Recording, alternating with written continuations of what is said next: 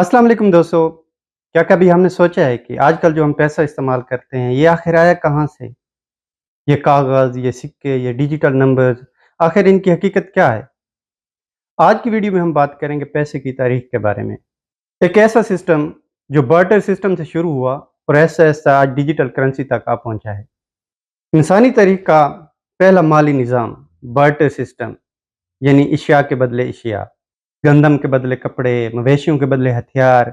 लेकिन जैसे-जैसे ये ज़िंदगी पेचीदा होती गई, ये निज़ाम नाकाफ़ी साबित होने लगा। कीमत का तयन करना मुश्किल हो गया, बड़ी-बड़ी चीज़ों की मुंतकिली का मसला बन गया। इस मसले को हल करने के लिए इंसान ने कुछ चीज़ों को पैसे के तौर पर इस्तेमाल करना शुरू किया, जैसे नमक, समुद्री खोल, मवेशी और बाद में धातें। तकरीबन 5000 साल कबल मसीह मेसोपोटामिया में सोना और चांदी करेंसी के तौर पर इस्तेमाल होने लगे, जबकि चीन में 1100 कबल मसीह कांसी के सिक्के मुतारिफ कराए गए।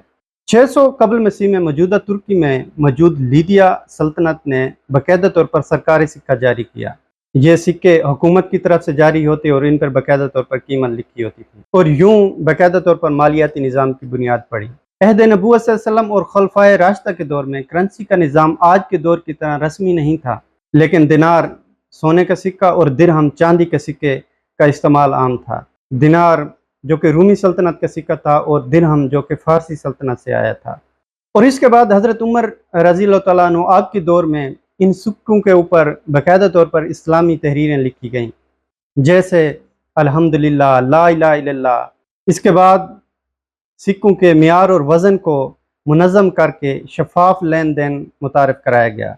ये वो वक्त था जब खराज और ज़कात भी इन सिक्कों में अदा किए जाते थे। इसके बाद कागजी पैसे की इब्तदा 7वीं सदी ईस्वी में चीन के तांग ख़ानदान से हुई।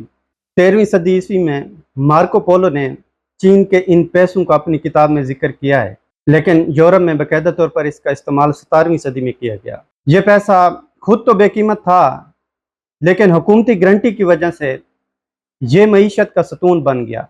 12वीं सदी में इटली के शहरों में जिनेवा में बाकायदा तौर पर बैंकिंग का आगाज़ शुरू हुआ। यहाँ छोटे छोटे बैंकों ने कर्ज, करेंसी एक्सचेंज और कीमती अशिया की हिफाजत का काम शुरू किया। 15वीं सदी में मेडिची बैंक और फिर 1994 में बैंक ऑफ इंग्लैंड ने मरकजी बैंककारी की बुनियाद रखी। फिर 1913 में अमेरिकी फेडरल रिजर्व और 1944 में ब्रिटन वुड्स मुआहदे ने आलमी माली निज़ाम को इस्तेकाम दिया।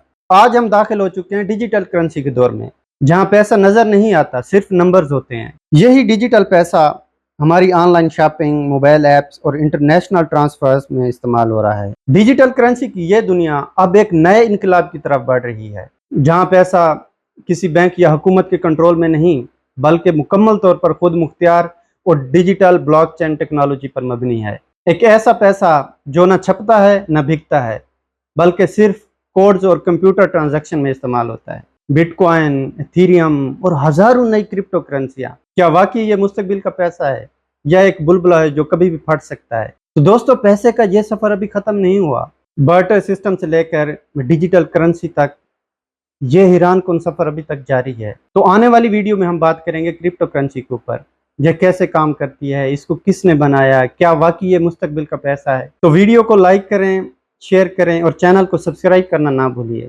ताकि आने वाली हर मालूमाती वीडियो सबसे पहले आप तक पहुंचे।